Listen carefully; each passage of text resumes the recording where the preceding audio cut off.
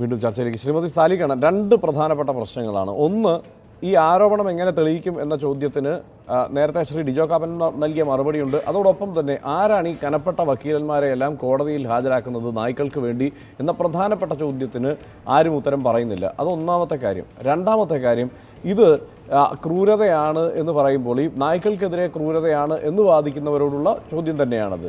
ഇവിടെ നമ്മൾ ഈ പറഞ്ഞതുപോലെ കോഴിയെയും ആടിനെയും താറാവിനെയും എല്ലാം അറുത്ത് കൊല്ലുന്നതും ആ നിലയ്ക്ക് ക്രൂരതയായി പരിഗണിക്കേണ്ടതല്ലേ എന്നത് ഒരു ചോദ്യമല്ലേ? ആ നിലയ്ക്ക് ക്രൂരത പരിഗണിക്കുന്നില്ല എന്ന് ആരാ പറഞ്ഞേ? പരിഗണിക്കുന്നില്ല എന്ന് ആരാ പറഞ്ഞേ? ഞാൻ ഓണറി ആനിമൽ വെൽഫെയർ ഓഫീസറാണ്. നമ്മൾ സ്ലോട്ടർ ഹൗസ്, അറവുശാലകൾ തൊട്ട് എല്ലാ സ്ഥലങ്ങളിലും നമ്മൾ ഇൻസ്പെക്ഷന് പോകുന്നുണ്ട്. നമ്മൾ ഇതിനെക്കുറിച്ചും ഇഷ്ടംപോലെ സംസാരിക്കാറുമുണ്ട്. ഇതിനെക്കുറിച്ച് ക്ലാസ്സുകൾ പറയാറുണ്ട്. മാധ്യമങ്ങൾക്ക് അതിനെക്കുറിച്ച് സംസാരിക്കാൻ താല്പര്യമില്ല എന്നുള്ളത് അത് നമ്മുടെ ഒരു പ്രശ്നമല്ല. മാധ്യമങ്ങൾക്ക് ഇപ്പോൾ തെരുവ് നായ ഇഷ്യൂവിനെ ആൾക്കാരുടെ ഇടയിൽ എത്രയും വലിയൊരു പരിഭ്രാന്തി ഉണ്ടാക്കലാണ് കൂടുതൽ ആവശ്യം. അല്ലാണ്ട് പശുവിനെ ശരിക്ക് സ്റ്റൺ ഗൺ മെത്തേഡ് പകരം തലക്കിട്ട് കോടാലി കൊണ്ടാണ് അടിച്ചു കൊല്ലണേ എന്നുള്ളതിനെ കുറിച്ച് ഇപ്പോൾ ഞാനിവിടെ സംസാരിച്ചാൽ അതൊരു ചർച്ചാ വിഷയമായിട്ട് ഇവിടെ സംസാരിക്കാൻ ആർക്കും താല്പര്യമില്ല. പിന്നെ ഒരു കാര്യം എനിക്ക് ജോസ് മാവേലിയോട് പറയാനുണ്ട്. നാളെ ഞായറാഴ്ചയാണ്, ഞാൻ ഫ്രീ ആണ്. ജനസേവാ ശിശുഭവൻ്റെ മുമ്പിലേക്ക് ഞാൻ വരാൻ തയ്യാറാണ്. ലോകത്ത് എല്ലാ തെരുവ് നായ്ക്കൾക്കും പേയാണ്. തെരുവ് നായ്ക്കളെ തെളിയിക്കണ കാര്യം പറഞ്ഞില്ലേ, ഞാൻ വന്ന് തെളിയിക്കാൻ ഞാൻ തയ്യാറാണ്.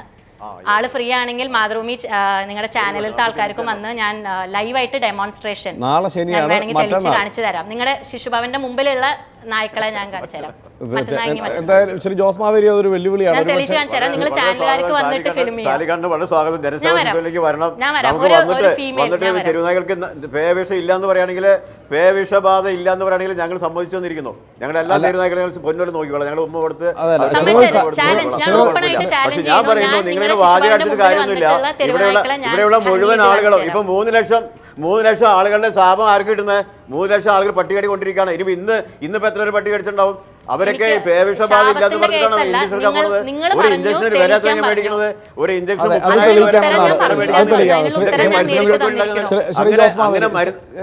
ശ്രീമതി സാലിക്കണ്ണനോട് ഒന്നുകൂടി ചോദിച്ചോട്ടെ. ശ്രീമതി സാലിക്കണ്ണൻ നേരത്തെ പറഞ്ഞ കാര്യം, ആരാണ് ഈ നായ്ക്കൾക്ക് വേണ്ടി വാദിക്കാൻ ഇത്രയും പണം മുടക്കുന്നത്? പണം മുടക്കാന്ന് പറഞ്ഞാൽ എന്തായാലും സുപ്രീം കോടതിയിൽ ഇഷ്ടംപോലെ വക്കീലുണ്ട്. പ്രോബോണോ ആയിട്ട് നമ്മുടെ മിക്ക വക്കീലുമാരും പൈസ പോലും വാങ്ങാണ്ടാണ് ഇതിന് വേണ്ടിയിട്ട് വാദിക്കണേ. ജല്ലിക്കെട്ട്, തമിഴ്നാട്ടിൽ ഇപ്പോൾ ജല്ലിക്കെട്ടിൻ്റെ സംഭവം പറഞ്ഞു. അത് ഇതേപോലെ ഈ തെരുവുനായ പ്രശ്നമാണല്ലോ കേരളത്തിലെ ഏറ്റവും വലിയ. വേറെ സ്ഥലങ്ങളിലൊന്നും പട്ടികളില്ല, കേരളത്തിൽ മാത്രമാണല്ലോ തെരുവുനായ്ക്കളുള്ളത്. അപ്പോൾ ബാക്കിയുള്ള സ്ഥലങ്ങളിൽ ഇപ്പോൾ ജല്ലിക്കെട്ട് വലിയൊരു സംഭവമായിരുന്നു. അപ്പോൾ ജല്ലിക്കെട്ട് പോലത്തെ ഇഷ്യൂസ് അതും ഇതേപോലെ പറഞ്ഞു പൈസ വാങ്ങിയിട്ടാണ് നമ്മുടെ വക്കീലുമാർ ഇതിന് വേണ്ടി വാദിക്കണേന്ന്. മിക്ക വക്കീലുമാരും ഇത് ആൾക്കാർ ചെയ്യണ ഒരു മനുഷ്യത്വം എന്നുള്ളതാണ്. ഇവിടെ ഹ്യൂമാനിറ്റേറിയൻ ശിശുഭവൻ പോലത്തെ ഒരു സ്ഥാപനം നടത്താന്ന് വെച്ചാൽ ബേസിക് ഒരു ഹ്യൂമാനിറ്റി വേണം. ഹ്യൂമാനിറ്റി എന്ന് പറഞ്ഞാൽ മനുഷ്യത്വം എന്നുള്ളത് മനുഷ്യർക്ക് മാത്രമുള്ളതല്ല, എല്ലാ ജീവികളോടും. ഒരു കാരണമില്ലാണ്ട് ഇതിപ്പോൾ അക്രമാസക്തമായിട്ടുള്ള നായ്ക്കളല്ല കേരളത്തിൽ മരിക്കണത്. എനിക്ക് അതിന്റെ തെളിവുണ്ട്. മരിക്കണത് വളരെ ഫ്രണ്ട്ലി ആയിട്ട് വന്ധ്യംകരണം കഴിഞ്ഞ് എന്താണ് മേഡം പറയുന്നത്? ആ ഷീലുമ്മേനെ കടിച്ചു വന്ന പട്ടി അക്രമകാരി അല്ല അല്ലേ? നിങ്ങൾക്ക് എന്താണ് ഇങ്ങനെ പറയാൻ തോന്നുന്നത്? ഒരു പാവപ്പെട്ട അമ്മച്ചിനെ കടിച്ച് കീറി ഇതൊന്നും അക്രമകാരി തെരുവുനായ്ക്കളൊന്നുമല്ല. ഇതിനെന്താ ഉത്തരം പറയാത്തത്? അത് മാത്രമല്ല, ഒരു നായ അല്ലല്ലോ. മരണമായിരുന്നു. അതാണ് സംസ്ഥാനത്ത് കേട്ട് ഒരു പ്രധാനപ്പെട്ട കാര്യം.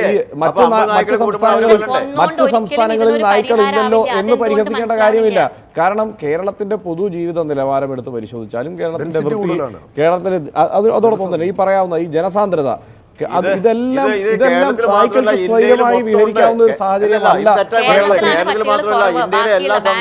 കേരളത്തിനേക്കാൾ അധികം പട്ടികളുണ്ട്. കേരളത്തിലെ പട്ടികൾ കൂടാൻ കാരണം വെച്ചാല് ഇവരെ ആൾക്കാരെ പേടിപ്പിച്ചെടുത്തേക്കാണ്. തമിഴ്നാട്ടില് എല്ലാവരും പട്ടിയെ കൊല്ലാണ്. അവിടെ ഇപ്പൊ ആകെ പട്ടി ഒന്നുമില്ല, വന്ധികാരനൊന്നുമില്ല. അവിടെ ഇല്ല. വേറെ ഏതെങ്കിലും ഒക്കെ സംസ്ഥാനത്ത് ഇങ്ങനെ സർക്കാരോ പോലീസോ ഇടപെട്ട് കേസെടുക്കുന്ന സാഹചര്യം ഉണ്ടോ എന്ന് എനിക്കറിയില്ല. ഈ രാജ്യത്ത് തന്നെ നായ്ക്കളെ കൊന്നുതിന്നുന്ന സാഹചര്യമുണ്ട്. അത് കൊന്നാൽ പ്രശ്നമില്ല എന്നത് മാത്രമാണോ പ്രശ്നം എന്നത് മാത്രമാണോ ഒരു തിരിച്ചറിവ് എന്നത് കൂടിയാണ് പ്രശ്നം. എന്തായാലും വളരെ നന്ദി ഈ ചർച്ചയിൽ പങ്കെടുത്തതിന് ശ്രീ പി ബിജു, ശ്രീ ഡിജോ കാപ്പൻ, ശ്രീമതി സാലികണ്ണൻ, ശ്രീ ജോസ് മാവേലി.